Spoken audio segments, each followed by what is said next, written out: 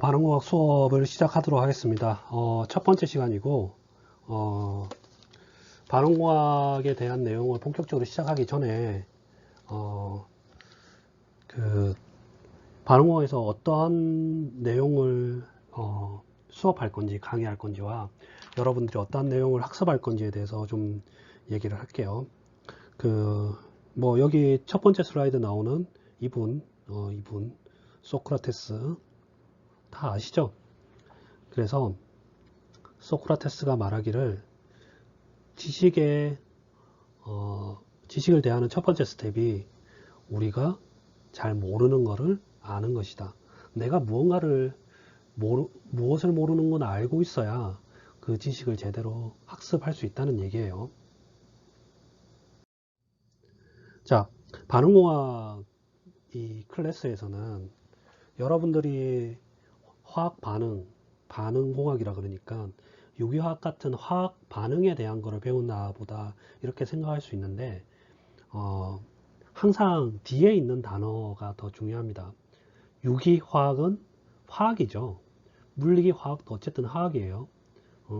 그리고 화공양론도 양론에 대한 거를 배우는 거죠. 그게 화학공학에 대한 양론적인 내용을 배우는 거고, 그럼 반응공학은 화학 반응공학이라는 거는 반응에 대해서 배우는 게 아니라 반응을 이용하는 공학을 배우는 겁니다.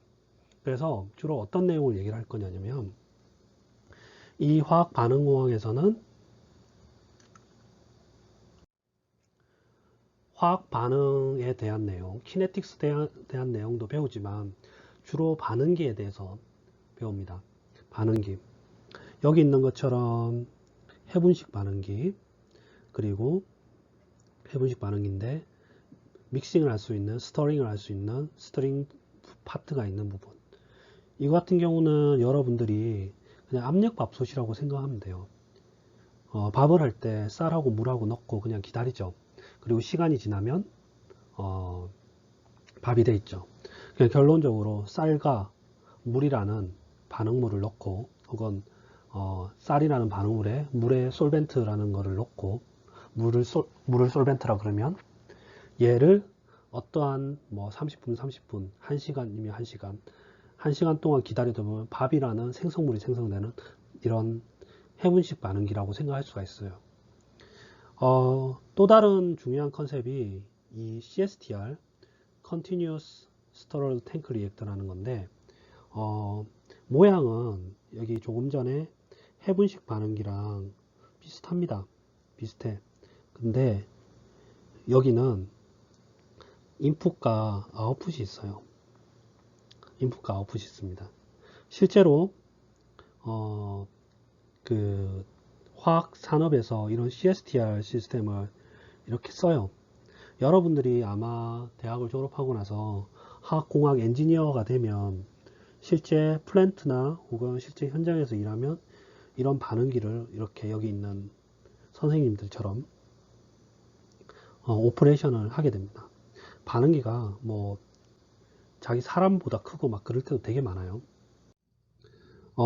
그리고 화학 반응공학에서 배우는 또 다른 개념이 튜블러 리액터입니다. 튜블러 리액터.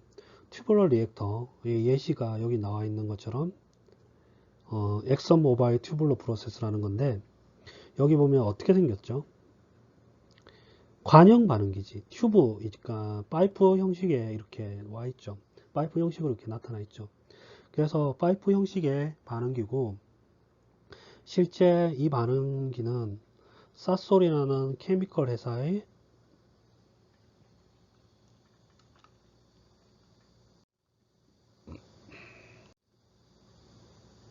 사솔이라는 케미컬 회사의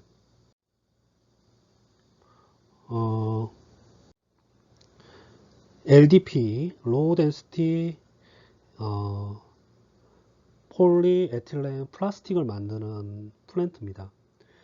반응기 형태가 이런 식으로 파이프 형태, 튜브 형태, 그래서 튜블러 리액터라 그래요. LDP를 생산하는 튜블러 리액터. 그리고 이런 튜블러 리액터 중에 우리가 대표적인 이 화학공학에서 배우는 반응기가 플러그 플로우 리액터입니다. 플러그 플로우 리액터. 반응공학에서는 튜블러 리액터나 플러그 플로우 리액터 동일하다고 생각하면 돼요. 근데 안쪽에 촉매층이 있으면 팩트베드 리액터라고 얘기는 하긴 하는데, 만약에 촉매층이 없고 그냥 반응이 일어나는 튜브 형태의 반응기다 그러면 튜블러 리액터 혹은 플러그 플로우 리액터 동일하겠습니다. 이 반응기 같은 경우는 다이모졸이라는 케미컬을 생성하는 프로세스고, 여기 있는 것처럼 이 부분 튜브가 이렇게 옆으로 쭉쭉쭉 뻗어 있죠. 이게 반응기야. 또 하나의 중요한 거, 팩트베드 리액터. 똑같은 튜블러 리액터인데, 여기 있는 것처럼 튜블러 리액터인데 여기 안에 촉매가 있습니다. 여기에 촉매가 들어가 있어요. 제가 글씨를 좀 잘 못 쓰죠. 죄송합니다. 촉매가 들어가 있고, 이 촉매가 베드, 층 형태로 들어가 있다는 얘기예요.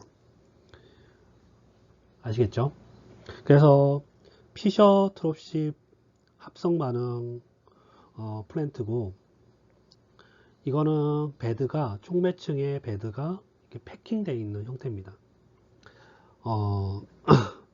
또 다른 형태로 플루이다이즈드 베드 가시피케이션 리액터라고, 앞쪽에는 패킹 베드라 그랬죠. 여기는 베드가 어떻게 한다? 유체처럼 움직이는 플루이다이즈드 베드다. 유동화 베드다. 우리가 유동한다 그러는데, 이런 반응기 안에 여러분들도 알 거예요. 밀가루를 우리가 후 불면 어떻게 날아가죠? 어떻게 되죠? 밀가루가 손 위에서 후 불면 막 날아가죠. 여기 있는 베드에 밀가루 같은 고온, 촉매라든지 반응 물질들을 이렇게 쌓아 놓고 굉장히 강하게 공기를 공급해 주면 이 촉매층 파우더가 막 날리겠죠. 그래서 유체처럼 이렇게 움직인다고. 유체처럼. 그래서 유체처럼 움직이는 이런 고체가 유체처럼 움직일 때의 그 반응 형태를 플루이다이즈드 베드 리액터 이렇게 합니다. 유동층 공정이라 그래요. 그래서 이 유동층 공정 중에 가장 대표적인 공정이 여기 있는 것처럼 FCC 공정, 플루이다이즈드 카탈리틱 크래킹 유닛이라고, 여기 있는 것처럼 중동에서 오일을 배로 이렇게 싣고 와서 여기에 이제 촉매와 함께 오일을 크래킹을 하는. 원래 오일은 되게 C 성분이 다양합니다. 다양해서 이거를 우리가 쓰려면 크래킹을 해야 돼. C 20개짜리도 있고 탄소가 20개짜리도 있고 되게 많아요. 근데 우리가 쓰는 가솔린 같은 경우는 C가 8개부터 12개, 6개부터 10개 이렇게 정해져 있어요. 그래서 그 탄소 개수를 우리가 쓸 수 있는 케미컬로 만들기 위해서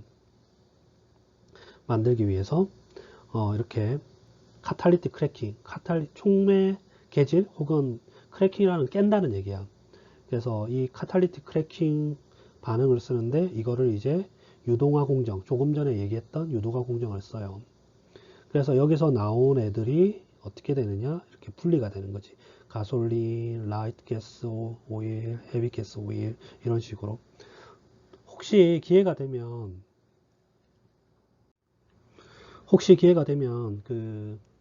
충청남도 서산에 가면 대산이라는 지역이 있는데 거기에 보면 석유화학 공단이 있어요. 석유화학 그 단지가 있어요. 실제로 거기 여러분들 선배들 중에 공장 견학을 한 친구들은 봤는데, 이 FCG 공정이 거짓말 안 하고 우리 신공학관 한 3분의 2 정도 크기의 이 공정들이 있습니다. 자, 그리고 이런 반응기들, 또 다른 반응기 형태가, 촉매가 들어가는 또 다른 반응기 형태가 이렇게 자동차 배기가스 정화용 촉매인데, 카탈리틱 컨버터라 그래요. 카탈리틱 컨버터. 이거에 뭘 컨버팅을 하느냐, 뭘 전환을 하느냐, 유해한 물질을 좀 덜 유해한 물질로 전환을 해. 예를 들어서 낙스, NO나 NO2를 우리가 낙스라 그러잖아. 얘네들이 그 덜 유해한 물질로 전환이 안 되면 배기가스에서 공기로, 그러니까 자동차에서 배기가스로 배출돼서 얘네들이 염을 만들어. 염을 만들면 이게 뭐냐? 미세먼지의 원인이 된다. 그래서 낙스를 제거하는 게 굉장히 중요해요. 그리고 또 하나가 CO. 탄화수소 연료들이 불완전 연소가 되면서 CO2 같은 완전 연소 생성물을 만들기도 하지만 불완전 연소가 될 때도 있습니다. 그래서 불완전 연소가 되면 이 카본 모녹사이드를 생성하게 되는데, 카본 모녹사이드가 우리 인간이 마시면 농도에 따라서 사망까지 하게 돼요. 그래서 덜 유해한 CO2로 전환을 해. NO는 N2와 O2, CO는 CO2로 전환하는 거를 여기 다 자동차 배기가스예요. 자동차 배기가스. 이런 물질들이 뭐냐? 자동차 배기가스.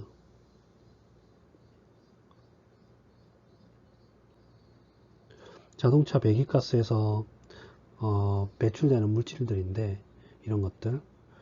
그래서 이런 것들을 좀 덜 유해한 물질로 전환하기 위해서 이런 카탈리틱 컨버터를 쓰게 되고, 이 카탈리틱 컨버터 안쪽에, 이 안쪽에 여기 부분에 이러한 하니컴 모양의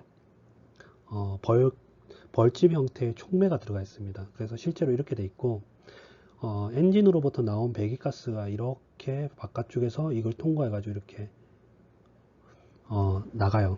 그러면 이 공간, 여러분들이 생각하는 이 공간에서 이러한 반응들이 일어나는 거죠. 그래서 이러한 카탈리틱 컨버터에도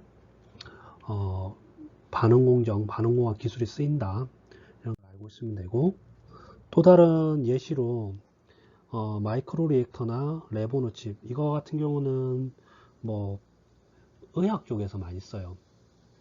혹은 굉장히 톡식한 물질로 반응을 해야 될 때, 그래서 여기에 이제 반응물을 이렇게 넣어 가지고 이렇게 공급을 합니다. 이렇게. 그러면 여기서 쭉 이렇게 쭉 와가지고 여기서 이 부분에서 반응이 일어나 가지고 최종 생성물은 이 부분에서 우리가 해소를 하는 거죠. 그래서 굉장히 작은 양으로 반응을 할 때나 중요한 물질을 반응공학적으로 이렇게 접근할 때 마이크로 리액터나 레보노칩, 이런 개념을 써요. 자, 본격적으로 반응공학에 대한 내용을 얘기를 해봅시다. 챕터 1, 몰 밸런스 이퀘이션, 몰 수지라 그러죠. 몰 수지에 대해서 얘기를 해보겠고, 이번 시간에는 레이트 오브 리액션에 대해서 얘기를 할 거고, 그 다음에 일반 몰 수지식, 제너럴 몰 밸런스 이퀘이션에 대해서 얘기를 할 거고, 해분식 반응기에 대해서 얘기를 할 겁니다. 자, 화학 반응공학. 화학 반응공학은 이제 오늘부터 본격적으로 배우게 될 텐데, 화학 반응공학이라는 거는 화학 속도론, 케미컬 키네틱스 부분하고 리액터 부분을 배웁니다. 케미컬 키네틱스는, 화학 속도론은 케미컬 리액션 레이트, 그러니까 화학 반응 속도하고 리액션 메커니즘에 대한 학문입니다. 여러분들이 이제까지 화학 반응 혹은 고등학교 때 배운 화학, 대학교 때 배운 일반 화학, 여기서 다루는 반응들은 대부분의 내용들이 케미컬 키네틱스에 대한 학문이에요. 그래서 여러분들이 반응공학이라 그러면 유기화학이나 혹은 일반화학에서 배운 이런 화학 반응, 얼마 반응해서 얼마가 없어지고 이런 내용을 배운다고 생각을 할 거예요. 근데 실제 케미컬 리액션 엔지니어링, 화학 반응공학에서는 이 키네틱스 뿐만 아니라 뭘 또 배우냐면 리액터를 같이 배웁니다. 리액터. 여기 나와 있는 것처럼 케미컬 리액션 엔지니어라는 거는 케미컬 키네틱스하고 리액터를 합친 이 내용을 배우는 게 화학 반응공학이다. 실제로 여러분들이 이 화학 반응공학에서 리액터 부분을 몇 퍼센트 정도 배우느냐? 한 60% 이상 배워요. 그리고 케미컬 키네틱스는 40%가 되려나? 3, 40% 정도 배웁니다. 그래서 이제까지는 여러분들이 거의 키네틱스, 리액션 레이트나 메커니즘에 대해서 얘기를 했는데, 이제부터는 이제 리액터를 주로 얘기를 할 겁니다. 실제로 1장부터 그 챕터 1에서부터 챕터 5까지 리액터 부분만 얘기를 할 거예요. 그리고 여러분들이 뭐 화공기사나 화공의 화학공학 관련한 시험을 볼 때 실제 화학 반응공학 내용이 들어오면 리액터 부분 문제가 거의 10문제 중에 한 7, 8문제 나와요. 그 정도로 이 부분을 되게 많이 다룬다. 리액터 부분을. 자, 그리고 케미컬 리액션 엔지니어링 이 과목이 어떻게 보면 케미컬 키네틱스하고 리액터를 설계하고 운전하고 이러한 부분의 지식이 어떻게 보면 다른 엔지니어들 뭐 기계공학자 혹은 화학자 하고 케미컬 엔지니어하고 구별하게 하는 지식이에요.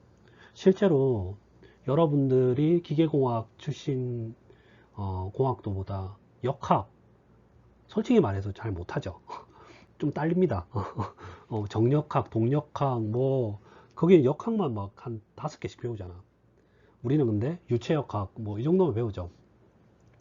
그리고 화학과, 이과대학에 있는 자연과학대가 있는 화학과보다 우리가 화학을 더 잘하느냐? 그러지 않죠. 우리는 물리학, 유기학밖에 안 배우지. 물론 무기학을 들은 친구도 있는데 거기는 뭐 유기학도 3학기 배우고 물리학도 뭐 이런 거 배우고 그리고 생화학, 뭐 분석학 이런 거 다 배우죠. 그래서 저는 뭐 기계공학자 앞에서는 나는 화학을 주로 한다 그러고 화학과 출신 앞에서 우린 공학을 한다 그래. 그래서 어떻게 보면 둘 다 잘하면 화공쟁이로서 굉장히 메리트가 있다. 그리고 여러분들이 이제 현장에 가게 될 텐데 어떠한 반응 시스템에 선정하느냐 이게 굉장히 중요합니다. 특히 안전하고 가장 경제적인 방법으로 오퍼레이션 할 수 있는 어떠한 반응 시스템을 선정하느냐가 어떻게 보면 여기 있는 것처럼 케미컬 플랜트의 경제적인 성공 여부를 결정하는 중요한 키입니다. 그래서 이 화학 반응공학에서는 4가지 형태의 반응 시스템에 대해서 배울 텐데 배치 리액터, CSTR, 팩트베드 리액터, PFR 그리고 팩트베드 리액터, PBR 이렇게 배울 겁니다.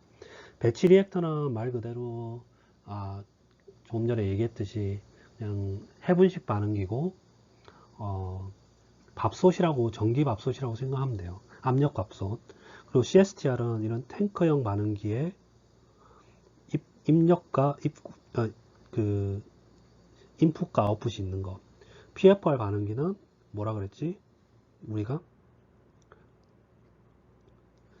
튜블러 형태다. 튜블러 형태다. 그리고 팩터베드 리액터는 PFR하고 동일한데 여기 부분 팩터베드 리액터하고 동일하지만 이 부분이 촉매가 들어가 있다. 촉매가 들어가 있다. 이 부분이 촉매층이 들어가 있다. 글씨를 좀 못 쓰는데 좀 이해를 바랍니다. 제가 그 화면에 펜으로 쓰는 게 익숙하지가 않아 가지고. 자, 레이트 오브 리액션. 레이트 오브 리액션 반응 속도라 그러죠. 반응 속도 레이트 오브 리액션은 어떠한 리액턴트 케미컬 스페시스가 소모가 돼 가지고 다른 프로덕트 케미컬을 생산하는 데 있어서 얼마만큼 빠르게 그 리액턴트가 소모되고 프로덕트는 생성되는지를 얘기를 합니다. 그래서 중요한 거는 얼마나 빠르다는 개념이야. how fast라는 개념입니다. 그래서 one chemical species가 reactant species가 몇 몰이 얼마만큼 빠르게 소모되느냐, 이게 개념이에요.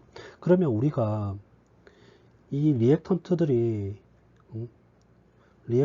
소모가 됐다, 혹은 프로덕트들이 생성이 됐다는 걸 어떻게 알 수 있을까? 뭔가 측정을 해야죠. 뭔가 측정을 해야 돼. 예를 들어서 뭐 에탄올이 분해가 되면, 에탄올이 산화가 되면 아세트알데하이드 됐다가 CO2까지 가는데, 그게 에탄올이 사라졌다는 걸 어떻게 알 수 있죠? 뭐 에탄올 냄새가 안 나요, 뭐 이럴 수도 있고, 그지? 이게 뭐냐, 어떻게 보면 이렇게 얘기를 할 수가 있어.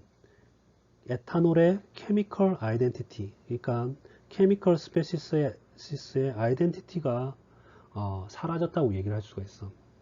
그래서 반응이 진행되었다, 진행 안 되었다를 설명하기 위해서 반응물이 사라졌다 혹은 생성물이 생성되었다, 이거를 설명하기 위해서 아이덴티티, 케미컬 스페시스의 아이덴티티라는 거를 개념을 쓰는데, 이 케미컬 스페시스의 아이덴티티는 종류, 그리고 어텀 개수, 그리고 그 형태, 컨피규레이션에 의해서 결정이 돼. 예를 들어서 니코틴 물질 같은 경우는 여기 있는 것처럼 CHN으로 구성되어 있고 C10, H15, N2 이렇게 구성되어 있습니다. 근데 얘의 컨피규레이션이 다른 것, 이성질체라 그러죠. 이성질체라 그러는데 그 이성질체인 또 다른 형태, 여기 있는 것처럼 뭐 피리딘 형태인데, 얘네들은 니코틴하고 어텀의 종류, 개수 다 똑같지만 이 컨피규레이션이 다르죠. 그죠? 그러면 얘네들은 컨피규레이션이 다르니까 니코틴하고 얘하고 아이덴티티가 다르다고 얘기를 할 수가 있어. 자, 또 다른 예를 한번 봅시다. 또 다른 예를 보면 부텐이 있는데, 하나는 시스 형태, 하나는 트랜스 형태예요. 시스 형태는 메틸기가 아래쪽에 두 개 다 붙어 있는 거고, 트랜스 형태는 아래쪽하고 위쪽에 이렇게 붙어 있는 경우입니다. 그죠? 그리고 종류는 뭐 C하고 H, 그리고 개수도 C 4개, H 8개 다 동일하죠. 근데 컨피규레이션이 다르죠. 그리고 실제로 얘네들은 다른 케미컬 스페시스라고 얘기를 할 수가 있고, 그리고 케미컬 프로퍼티하고 피지컬 프로퍼티가 다 다릅니다. 실제로 달라요. 그래서 우리가 리액션 레이시, 케미컬 리액션이 언제 일어났느냐 판단하기 위해서는 이 케미컬 아이덴티티를 잃었느냐, 혹은 어떠한 새로운 케미컬 아이덴티티가 생겼느냐, 뭐 이거를 측정을 해서 얘기를 합니다. 예를 들어서 큐멘이라는 이런 물질이 있다고 생각합시다. 벤젠에 프로필기가 붙어 있는 거예요. 그리고 얘가 분해가 되면 벤젠이 되고 프로필렌이 만들어져요. 물론 여기에 이제 수소가 관여를 하죠. 수소를 관여합니다. 수소가 이렇게 있겠지. 수소가 들어가야 이제 반응을 하니까.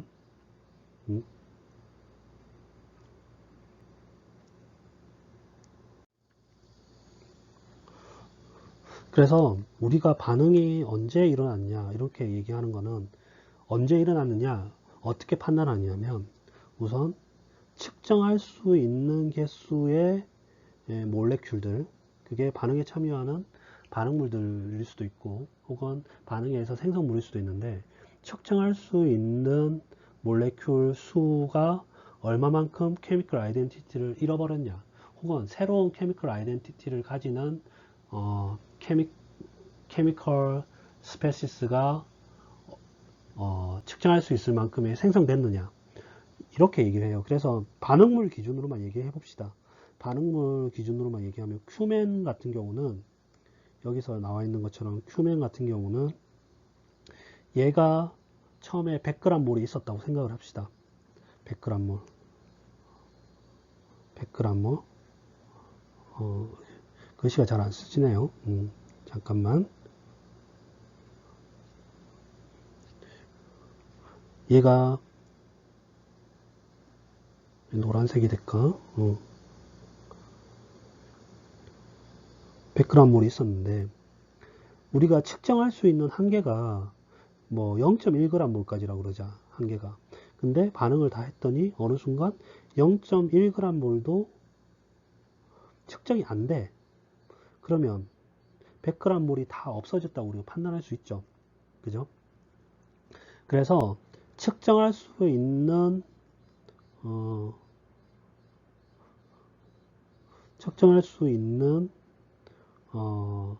디텍터블한 케미컬 스페시스의 큐멘의 아이덴티티를 만약에 잃어버렸다 그러면, 케미컬 아이덴티티를 잃어버렸다 그러면 우리가 반응이 일어났다고 생각을 할 수가 있는 거야. 그래서 반응물 기준으로 rate of disappearance 혹은 사라짐의 속도 혹은 rate of reaction이라고 합니다. A 입장에서는 반응물 A를 우리가 큐멘이라 생각을 한다면, 큐멘이라고 생각을 한다면 이 A라는 건 계속 없어지지. 반응에 의해서 잃어버리잖아.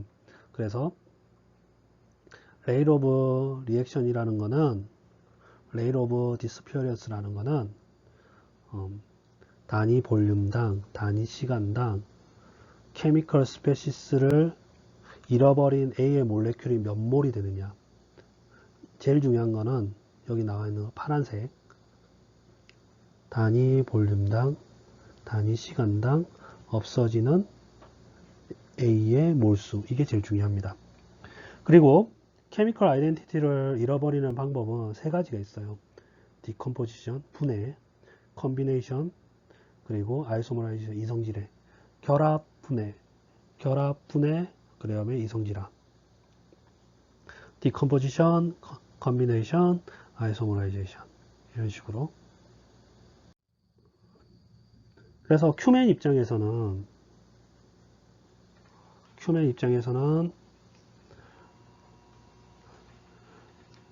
여기 있는 것처럼 벤젠이나 프로필렌으로 이렇게 가면 분해죠. 디컴포지션이지. 반대로 가는 거는 컨비네이션이죠. 컨비네이션. 그리고 여기 C5 물질, C5 물질 같은 경우는 이중결합이 여기 있다가 여기로 옮겨왔어. 이런 걸 이성질화라고 그러지. 그러면 처음에 반응물, 이 노란색, 이 동그라미의 케미컬 아이덴티티를 잃어버린 거죠. 실제로 이 두 물질 같은 경우는 미세하게나마 피지컬 프로퍼티하고 뭐 보일링 포인트라든지 베이퍼 프레셔라든지 이런 게 차이가 납니다. 차이가 나요.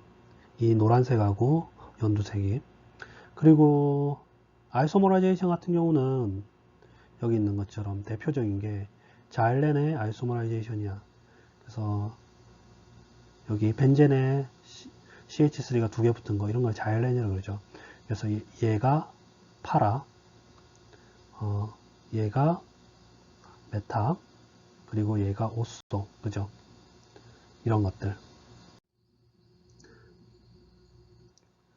그래서 레이트 오브 리액션이라는 거는 화학 반응에 이런 반응이 있다고 생각을 합시다.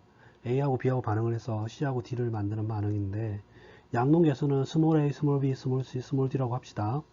그리고 레이트 오브 리액션이라는 거는 여기 있는 것처럼 아까 정의가 단위 시간당, 단위 볼륨당 없어지는 A의 몰수, 케미컬 아이덴티티를 잃어버린 A의 몰수라 그랬지. 그래서 굉장히 중요합니다. 이게요. 굉장히 중요하니까 어떤 색으로 표현할까? 주황색으로 표현할까요? 여기 있는 것처럼 리액션 레이지라는 거는 여기 있는 것처럼 단위 시간당, 단위 볼륨당 없어지는 A의 모수를 얘기를 하고, 여기서 앞쪽에 마이너스를 붙이죠. 이 마이너스, 이쪽에 마이너스를 붙이는데, 이거는 없어짐을 말하는 거예요. 디스피어런스를 의미하는 겁니다. 케미컬 스페시스가 없어지는 것을 얘기를 해. 그러면 얘가 마이너스가 아니라 그냥 마이너스 안 붙은 RJ 형태다. 그러면 이건 뭐냐? J 스페시스가 생성되는 속도를 얘기를 합니다. 그리고 A가 없어지는 속도, B가 없어지는 속도, C가 없어지는 속도, C가 생성되는 속도, D가 생성되는 속도, 어떤 관계식이 있느냐?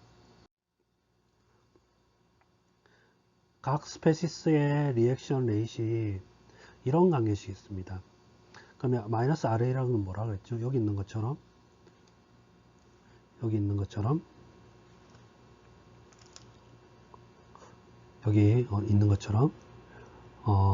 없어지는 A의 속도라 그랬지. 그치?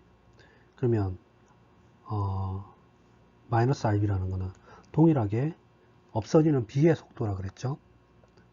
그러면 RC라는 거는 C가 생성되는 속도, RD라는 건 D가 생성되는 속도. 그래서 A가 없어지는 속도, B가 없어지는 속도, C가 생성되는 속도, D가 생성되는 속도에 각각의 양놈계수들, 여기 있는 것처럼 양놈계수들을 이렇게 나누면 반응 속도가 동일하게 됩니다. 이렇게. 이거는 조금 이따 예제에서 한번 볼게요. 그래서 A는 없어지는 속도, 마이너스 RA는 여기 마이너스가 있다고 해서 이게 속도잖아. A가 없어지는 속도가 마이너스가 될 수는 없지. A가 없어지는 속도가 0보다 크고 B가 없어지는 속도가 0보다 크고 C가 생성되는 속도, D에 생성되는 속도는 0보다 당연히 크겠죠. 자, 예제 1-1번을 풀어봅시다. 예제 1-1. 크로랄이라는 애가 단위 미터 삼성당, 단위 세크당 10몰의 속도로 없어진다고 합니다. 그리고 이 10몰의 속도로 없어질 때 뭐랑 반응하느냐? 클로로벤젠하고 반응을 해서 DDT랑 물을 만든다고 해요. 그래서 클로로벤젠하고 클로랄하고 반응을 해가지고 DDT하고 워러를 만드는데 화학 반응식이 이렇게 된대. 얘를 A, 얘를 B, 얘를 DDT를 C라고 하고 워러를 D를 하면 화학 반응식이 이렇게 된대. 자, 그러면 각각 스페시스에 대해서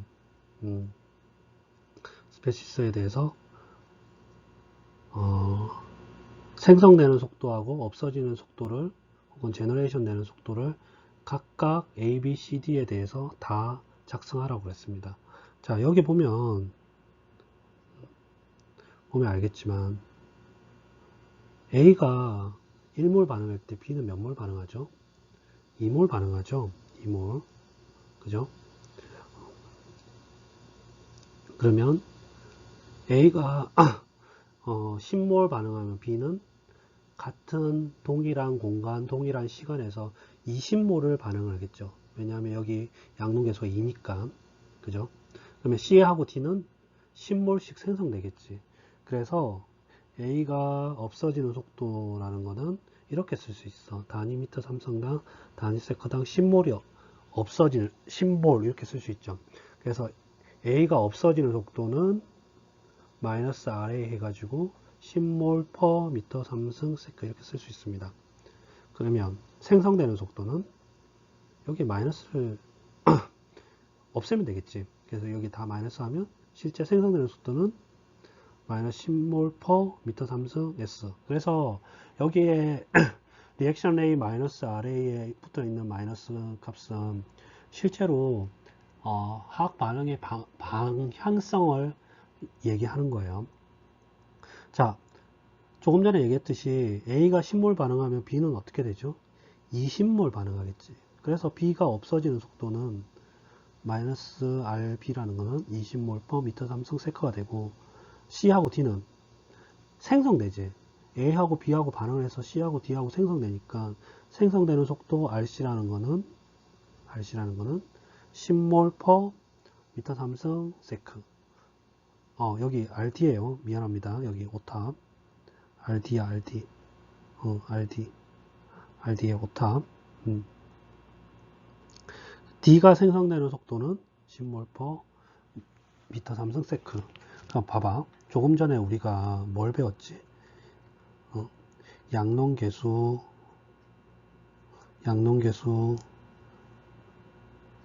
A분의 마이너스 RA, 양론계수 B분의 마이너스 RB, 그 다음에 C분의 RC, D분의 RD. 이거 배웠잖아. 이거 조금 전 슬라이드에서, 그죠? 이걸 배웠어. 그러면 이거 해보자고. A 입장에서는 10몰 per A 입장에서는 10몰 per 미터 삼성 세크에 1을 나눈 거. 그지? 그대로 적용해봐. 이거 그대로. 그럼 B 입장에서는 20몰 per 미터 삼성 세크에 2. 그러면 동일하게 되는 거지. 그지? 결국 이 관계식이 앞서 얘기한 이 관계식. 아이고, 죄송합니다. 앞서 얘기한 이 관계식이 적용이 되는 거죠. 자, 레이트 오브 리액션 다시 한번 얘기하지만 단위 시간당, 단위 볼륨당 없어지는 A의 몰수다. 이거 되게 중요하다. 되게 중요하고 별 5개라고 생각하면 돼. 이 개념 모르면 반응공학 내내 어렵습니다. 근데 여러분들이 이제까지 배우기에는 반응 속도라는 거를 이렇게 썼을 거야. 단위 시간당 A의 농도 변화라고 배웠을 겁니다.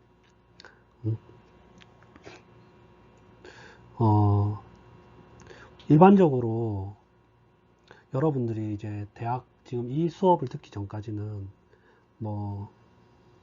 그 텍스트북 일반화학 책에서 혹은 고등학교 화학책에서 반응 속도라는 거는 chemical reaction rate이라는 거는 여기 빨간색으로 표현할까?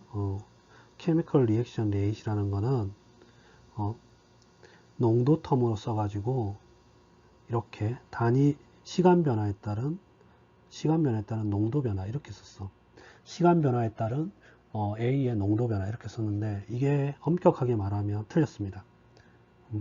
이거는 언제 쓸 수 있느냐? 앞으로 배우게 될 텐데 콘스탄트 볼륨 배치 리액터에서만 쓸 수 있어요.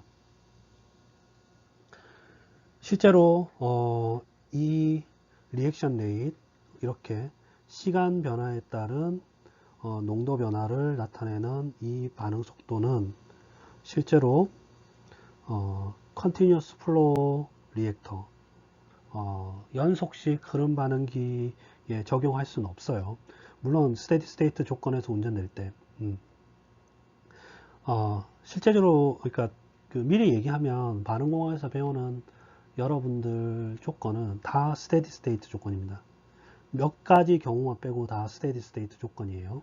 스테디 스테이트 조건에서 운전되는 연속식 흐름 반응기에서는 이게 적용이 안 됩니다. 안 돼. 절대 안 됩니다. 왜냐하면 농도가 시간에 대한 함수가 아니기 때문에. 예를 하나 들어볼게요. 예를 하나 듣는데 여기 NaOH하고 CH3CO, C2H5하고 반응을 해가지고 CH3CONA 소듐 아세테이트랑 에탄올을 만드는 반응이 있다고 생각을 합시다. 그러면 예를 들어서 CSTR 반응이야. 이거 그 다음 시간에 배우게 될 겁니다. NaOH하고 CH3CO, C2H5 이렇게 꾸준히 같은 유량으로 혹은 같은 농도로 이렇게 들어갑니다.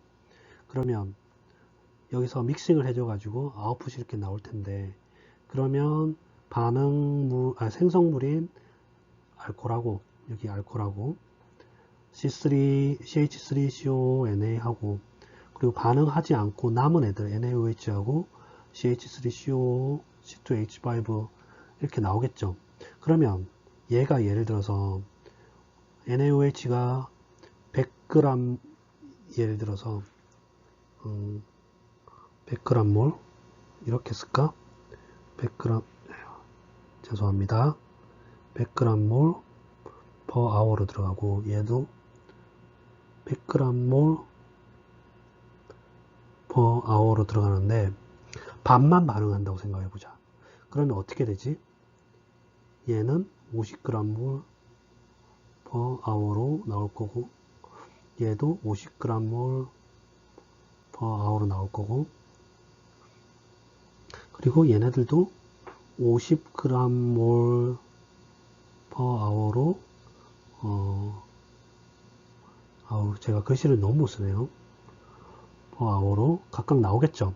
그러면 여기는 실제적으로 반응을 해가지고 50g 몰 per hour인 NaOH하고 CH3CO, C2H5가 남아있단 말이야. 그러면 얘가 정상 상태로 운전된다고 하면 처음에 100g 몰 per hour, 100g 몰 per hour 넣고, 여기도 100g 몰 per hour 나와가지고 반만 반응을 하니까 1대1로 반응을 하니까 NaOH도 50g 몰 per hour, 그리고 CH3CO, C2H5는 50g 몰 per hour 이렇게 있겠지. 생성물도 50g 몰 per hour, 50g 몰 per hour로 나온단 말이야. 그러면 시간이 정상 상태 이후에 1시간이 지나든 하루가 지나든 일주일이 지나든 1년이 지나든 얘 농도는 시간에 비해서 변화가 없죠. 그래서 봐봐, 시간에 따른 농도 변화가 없어. 항상 일정하잖아. 근데 정상 상태라는 거는 뭐죠? DT, 정상 상태라는 거는 우리가 이렇게 배웠죠. DT, D, something. 시간 변화에 따른 어떠한 변수 변화, 시간 변화에 따른 어떠한 변수 변화가 0일 때, 얘가 0일 때 우리가 스테디 스테이트 조건이라고 그러죠. 이 조건이라고 그러잖아. 스테디 스테이트 조건, 그죠? 이 조건이라고 그러죠. 근데 시간 변화에 따른 농도 변화가 0이지 실제로. 시간이 하루가 지나든 1시간이 지나든 10일이 지나든 시간 변화에 따른 농도 변화가 0이잖아. 항상 이 농도로 나올 거니까.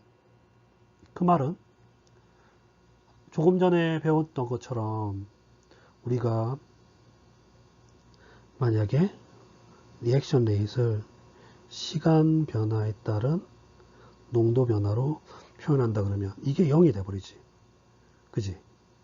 지금 이게 0이니까 그러면 리액션 레이트이 0이야? 리액션 레이트이 이게 0이냐고? 아니죠. 그죠? 리액션 진행했잖아. 반응이 여기 100g몰 해가지고 50g몰 나왔으니까 반응이 일어났잖아. 그럼 반응이 일어났는데 이게 어떻게 0이 되지? 안 되죠. 그래서 실제적으로 반응 속도라는 거는 이런 식으로 쓰는 게 아니다. 아니라고 할 수 있어요. 특히 흐름식, 연속식, 스테디 스테이트 조건에서 흐름식 반응기 같은 경우는 이렇게 쓰면 안 되고, 우리가 앞서 배운 단위 시간당, 단위 볼륨당, 없어진 A의 몰수, 이렇게 대수식으로 써야 됩니다. 자, A가 반응을 해서 프로덕트를 생산하는 반응이 있다고 생각을 했을 때, A가 없어지는 속도를 이렇게 많이 배웠을 거예요. A가 없어지는 속도는 반응 속도 상수 K하고 CA의 제곱, A의 농도의 어떠한 차수성으로 표현하는 걸 배웠을 겁니다. 그래서 이렇게 표현하는 거를, 리액션 레이트를 표현하는 방법을 속도 법칙이라 그래. 레인로우 레인로라 그러고, 이건 3장에서 얘기를 할 텐데, 이 레인로는 속도 법칙은 반응기 타입에 어떠한 반응기를 썼느냐, 뭐 배치 타입을 썼든지 아니면 연속식 흐름 반응을 썼든지 이거에 디펜던트 하지 않아요. 대신에 이 화학 반응 속도 법칙은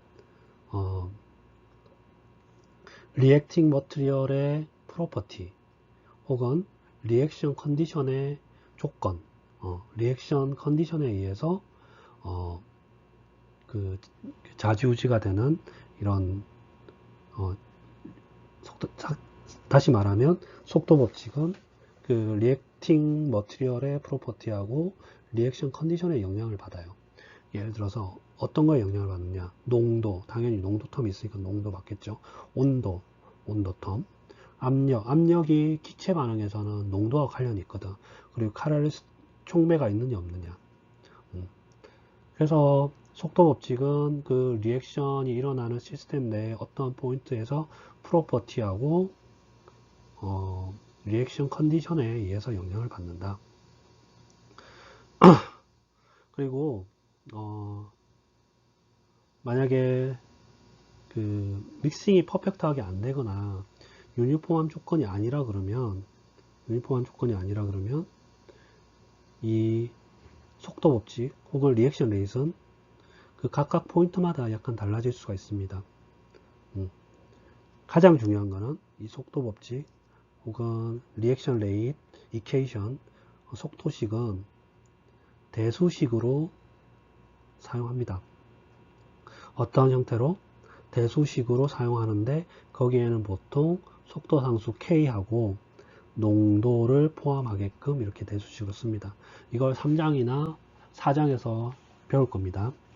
그리고 미분 형태식은 아니다.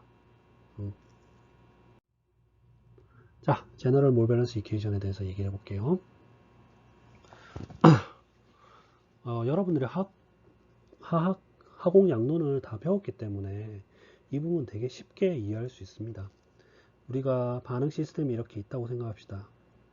물론 이제까지는 화학 양론에서는 사각형 뭐 이렇게 배웠는데 똑같아요. 뭐 사각형이라 해도 상관없습니다.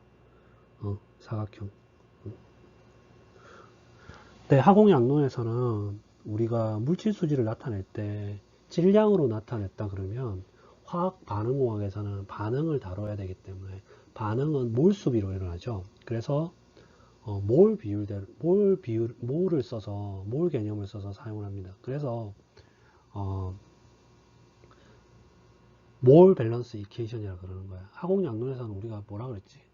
머티리얼 밸런스 혹은 매스 밸런스 이렇게 되지. 매스 밸런스가 어떠냐, 에너지 밸런스가 어떠냐, 머티리얼 밸런스가 어떠냐. 그런데 머티리얼 밸런스라는 개념이 큰 개념이고 머티리얼 밸런스 안에 매스를 써도 되고 몰을 써도 되는 거예요. 근데 화학 반응공학에서는 몰을 사용한다. 자, 이렇게 시스템이 있다고 생각을 했을 때 인풋 때는 몰 유량이 있을 거고 아웃풋 때는 몰 유량이 있겠죠. 그러면 J 스페시스에 대해서 우리가 몰 밸런스식을 쓰면 J 스페시스에 대해서 몰 밸런스식을 세워봅시다. 자, 인풋이라는 거는 시스템 내로 J 스페시스가 들어오는 몰 프로 레이트예요. 그래서 유닛이 어떻게 되느냐?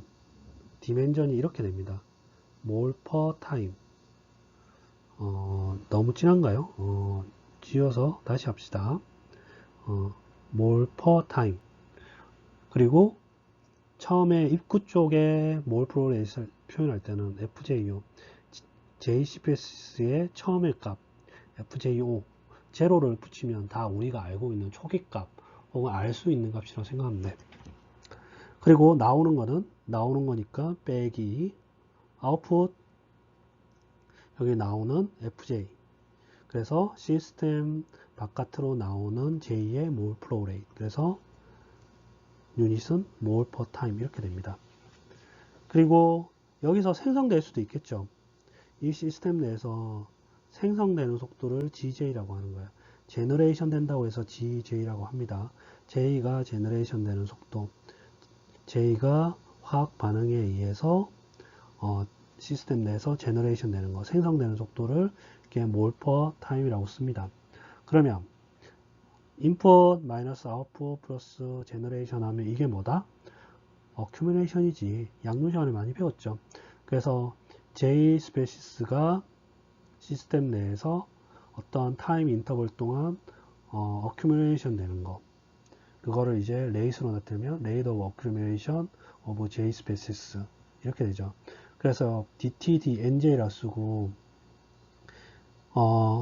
여기 단위가 다 몰 퍼 타임이지. 그러면 이것도 몰 퍼 타임이 돼야 되겠죠.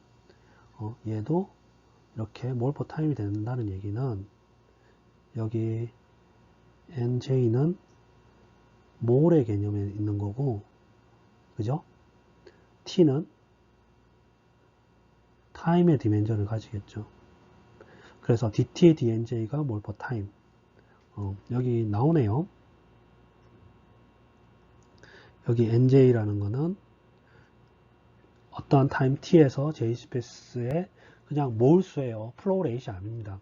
F는 플로우 레이시입니다. 몰 퍼 타임이고 N은 그냥 몰. 아시겠죠? 이거 중요합니다. 그래서 식을 좀 더 심플하게 씁시다. 이렇게 FJO 마이너스 FJ 플러스 GJ 이는 DTDNJ 그죠? 만약에 조금 전에 그 시스템에서 있잖아. 공간적으로 모든 그 시스템 다시 한번 그릴까? 어떠한 이렇게 너무 못 그렸다. 다시 그릴게요.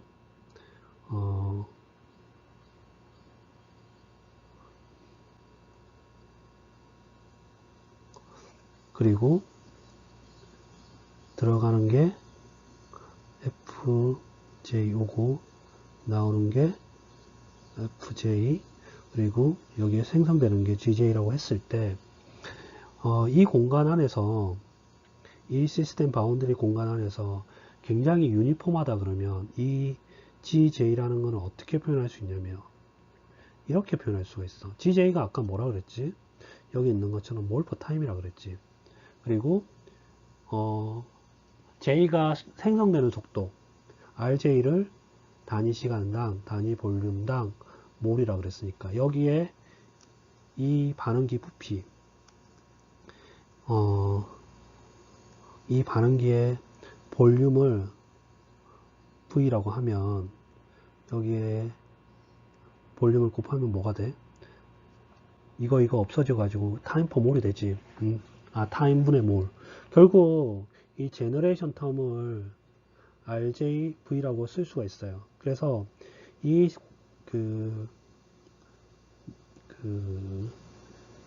시스템 바운더리 안에 이 부분이 굉장히 유니폼하다고 하면 스파셜리 유니폼하다 그러면 이 GJ 대신 얘를 여기 대입을 해서 이렇게 식을 쓸 수가 있습니다. 자, 그런데 만약에 우리가 관심 있어 하는 반응 시스템 개, 그 반응 시스템이 유니폼하지 않을 때는 어떻게 되느냐? 유니폼하지 않다는 얘기는 거기 하는 반응 시스템 안에 변수들이 위치에 따라서 다르다는 얘기거든. 그래서 그 위치나 포지션에 따라서 반응 속도가 달라질 수가 있어요. 만약에 반응 속도가 그 포지션에 따라서 다르다. 예를 들어서 이러한 시스템이 있는데 시스템의 부피는 볼륨 V라고 합시다. 그리고 이 지점하고 달라. 농도가 다르든 반응 속도가 다르다고 생각을 합시다. 그래서 이 볼륨을 어떤 서브 볼륨 이 델타 V1으로 혹은 델타 V2로 혹은 델타 V3로 막 나눠. 그래서 이 시스템 볼륨을 서브 볼륨 델타 V로 나눠. 그러면 이 델타 V 안 이 공간, 이 노란색 공간, 이 공간에는 첫 번째 델타 서브 볼륨 델타 V1에서 이 공간에는 뭐라 그래야 되나, 여기 있는 변수들이 동일하다고 생각을 하자고. 여기 이 공간, 조그마한 공간 안에서는 농도, 압력, 반응 속도가 동일하다고 생각을 해보자고. 그러면 이 델타 V 안에서는, 이 델타 V1 안에서는 이렇게 생각할 수 있겠지. 만약에 이 서브 볼륨 안에서, 델타 V1 안에서 반응 속도가 다 동일하다 그러면 그때 반응 속도를 첫 번째 서브 공간에서의 J의 생성되는 속도 RJ1을 이렇게 정의를 하면, 이 서브 공간에서 생성되는 속도 델타 GJ1, 얘는 이렇게 쓸 수 있겠지. 첫 번째 공간에서의 생성되는 속도 곱하기 델타 V1, 이렇게 쓸 수 있겠지. 그지? 그리고 만약에 두 번째 공간에서는 어떻게 쓸 수 있을까? 두 번째 공간에서는 델타 GJ2는 RJ1 델타 V2, 2가 되겠죠, 여기. 그러면 이런 식으로 쭉 쓸 수 있을 거 아니야. 그러면 이게 M개가 있다. 서브 볼륨이 M개가 있다. 그러면 이걸 다 더하면 델타 GJ1, 델타 GJ2, 델타 GJ3 이런 식으로 다 더할 수가 있겠지. 다 더하면 어떻게 된다? i는 1부터 m까지 서브 볼륨 동안 rji 곱하기 델타 vi 이런 식으로 쓸 수 있겠죠. 그래서 여기 공간에서의 g,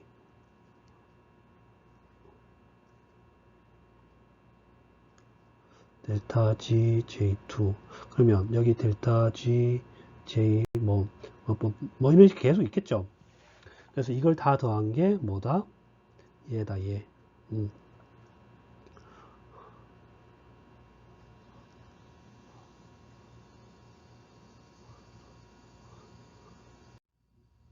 자, 그래서 조금 전에 식을 한 번 더 쓴 겁니다. 이렇게. 한 번 더 썼고.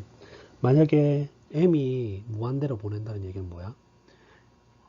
서브 볼륨 개수가 무한대가 된다는 얘기는 결국 그 델타 V, 그 서브 볼륨이 0으로 접근한다는 거죠. 그러면 이걸 어떻게 쓸 수 있다? 이렇게 적분 형태로 쓸 수 있죠. 델타 GJ는 RJ DV 그리고 0부터 V까지. 그래서 이 GJ 이 식을 우리가 구한 이 식 제너럴 몰 밸런스 이퀘이션에서 여기에 대입을 합니다. 그래서 식을 구하면 이렇게 돼. 이렇게. 그래서 이게 뭐냐? 어떠한 시스템 내로 J 스페시스가 들어오고 어떠한 시스템 볼륨 V에서 어떠한 케미컬 스페이스 J에 대해서 들어오고 입구, 인풋, 아웃풋, 그리고 리액팅이 있을 때 그리고 어큐뮬레이션 되는 식을 이런 식으로 녹색 박스처럼 쓸 수가 있습니다. 이렇게. 이게 뭐다? 이게 그 유명한 제너럴 몰 밸런스 이퀘이션이다. 제너럴 몰 밸런스 이퀘이션 아시겠죠? 자, 이거를 이제 제너럴 몰 밸런스 이퀘이션을 각각 반응기에 대해서 적용을 해볼 겁니다. 자, 해분식 반응기에 대해서 먼저 얘기할게요. 해분식 반응기는 작은 스케일의 오퍼레이션에서 하는 반응기예요. 그래서 작은 스케일로 한다는 얘기는 우선 비싼 물질이나 혹은 연속식으로 오퍼레이션에서 생성하기 어려운 물질들을 생산하는 시스템에 적용되는 반응기입니다. 그래서 우리 압력밥솥이라고 생각하면 돼. 그냥 처음에 다 때려 넣고 반응을 시키는 거야. 그리고 해분식 반응기 같은 경우는 실제로 제약회사나 바이오 회사에서 많이 써요. 바이오 회사에서 처음에 넣고 그냥 온도 올려가지고 반응을 일으키면 되니까. 그러면 바이오 물질, 제약 이런 물질 생산하니까 얼마나 비싸겠어. 그래서 굉장히 비싼 물질을 생산할 때 사용합니다. 장점은 뭐냐? 컨버전이 높아요. 시간을 길게 하면 길게 할수록 컨버전이 높습니다. 단점은 레이버 피가 굉장히 높습니다. 한 배치 돌릴 때마다 인건비가 너무 많이 들어. 그리고 또 다른 문제가 뭐냐면 처음에 A라는 사람이 이 배치 반응기에서 일으켰을 때 반응을 진행했을 때와 B라는 사람, 다른 사람이 진행됐을 때 프로덕트 수율이나 이런 게 달라져. 컨버전이 달라진다는 얘기야. 그래서 배치 투 배치 베리에이션이 심해. 그리고 스케일업이 좀 힘든 것도 있어요. 실제로 여러분 선배 중에서 제약회사 간 친구들 그 이야기를 들어보면 반응기를 이렇게 해군식 반응기를 돌리는 친구가 있대. 그래서 처음에 오면 뭐 하느냐, 아침에 와가지고 반응기에 그 알코올하고 그리고 물하고 솔벤트 그리고 반응물하고 집어넣는데, 그리고 나서 온도를 올린대. 1시간 동안. 그래서 내가 원하는 온도가 되면 이제 반응을 시작하는 거야. 반응을 시작해가지고 한 3시간 기다린대. 그리고 샘플링을 해가지고 분리해서 한 샘플은 이제 분석해주는 뭐 크로마토그래피나 이런 데 보내고, 한 샘플은 NMR 팀에 보내고, 그리고 반응기 그걸 어떻게 해야 돼? 씻어야지 내일 쓰려면. 그래서 닦는데 한 몇 시간 동안 닦고 건조한 다음에 근데 퇴근한다는 거야. 그래서 하루 종일 한 개 한 배치 실험하는 거예요. 여러분처럼 우리 학교 인서울에서 학교를 다니는 친구들이 이런 그 배치 리액터 운전한다고 생각해 보세요. 굉장히 비싼 노동력이 투입되는 거죠. 그래서 레이버 비가 비싸다. 그리고 실제 이렇게 생겼습니다. 우리가 표현할 때는 이렇게 하고 이렇게 믹싱을 해주고.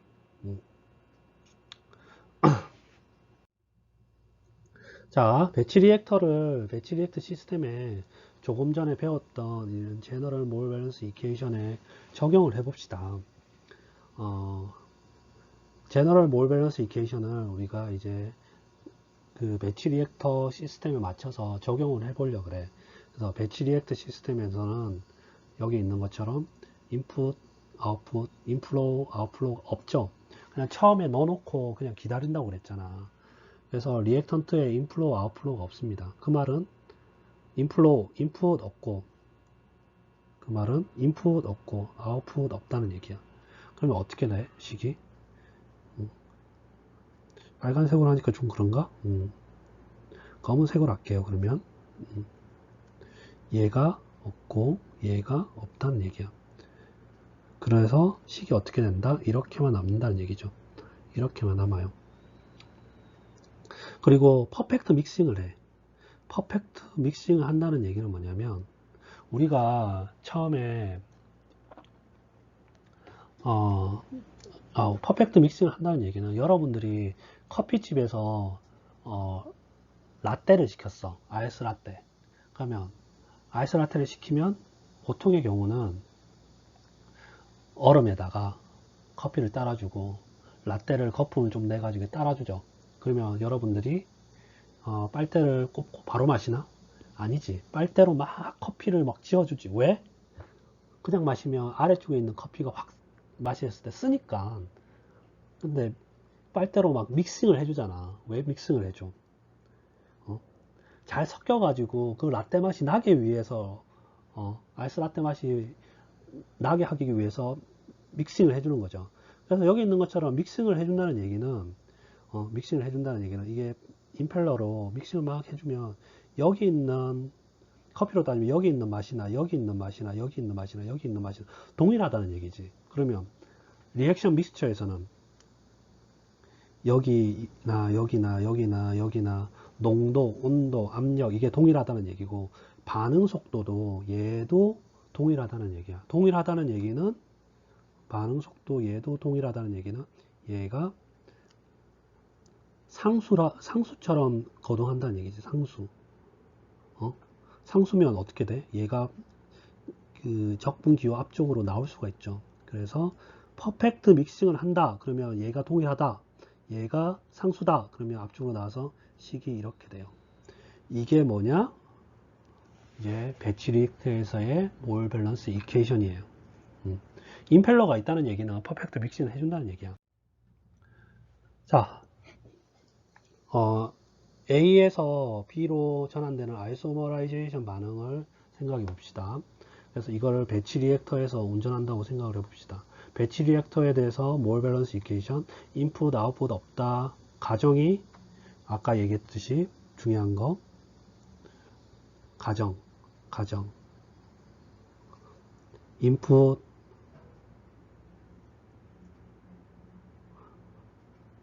아웃풋 잘 안 쓰지네요. 이게 0이라 그랬지. 0. 그리고 퍼펙트 믹싱. 그래서 RJ 값이 상수.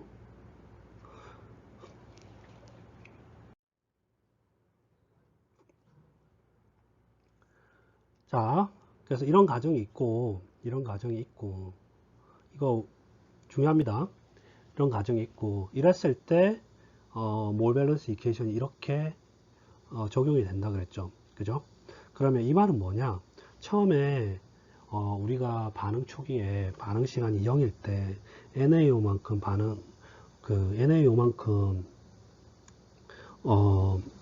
몰수가 있었는데 반응을 진행하면서 A는 계속 소모되겠죠. 물론 비가역 반응이라고 생각합시다. 그냥 A가 소모되는 반응. 그러면 T1이라는 시간이 지났을 때 A가 NA1만큼 남았을 거라고. B 입장에서는 처음에 0이었는데 시간이 지남에 따라서 T1일 때 NB1만큼 생성이 됐겠죠. 그죠? 그러면 반응이 진행됨에 따라서 혹은 반응 시간이 흐름에 따라서 A는 감소하고 B는 생성되죠. A의 몰수는 감소하고 B는 생성이 됩니다. 그러면 우리가 뭘 할 수 있느냐? A가 NaO로부터 감소한다 그랬지. 그래서 A가 NaO로부터 우리가 원하는 Na1 이 위치까지 이렇게까지 반응하는데 걸리는 시간이 얼마나 걸릴까? T1을 계산할 수가 있어. 혹은 반대로 B1이 그러니까 B라는 생성물이 MB1만큼 남아있을 때 생성될 때까지 MB1 남아있는 게 아니죠. 생성되는 거지. MB1까지 생성되는데 걸리는 시간이 얼마일까? 이거를 우리가 계산할 수 있다고. 그래서 어떻게 계산하느냐? DT를 여기 이렇게 옮깁니다. 그리고 얘를 이렇게 옮기고 식을 이렇게 나타납니다. 그러면 T가 0일 때는 초기 조건 T가 0일 때는 NA는 NA오고 T가 T1일 때는 NA는 NA1이라고 생각을 했을 때 적분하면 되지. 그래서 실제 이거는 이렇게 적분하면 되죠. 어떻게 적분한다? DT 0에서 T1 다시 쓸게요. 적분해 봅시다. 0에서부터 T1에 DT 그리고 적분 RAV에 DNA에 NAO에서부터 아이고 잘못 썼네요. NAO에서부터 NA1 그죠? 그래서 이쪽 부분이 T1이 되는 거고 그래서 이걸 적분하면 이렇게 되는 거고 이 NAO하고 NA1하고 위치를 이렇게 바꾸면 여기에 마이너스 되는 거지. 여기 마이너스가 들어가는 거죠. 이렇게 NA5에서 NA1까지 변할 때 우리가 그 걸리는 시간을 계산할 수가 있습니다. 자, 오늘 수업은 여기까지 하고 다음 시간에 이어서 CSTR하고 PFR하고 팩트베드 리액터에 대해서 얘기를 하겠습니다. 고생하셨습니다.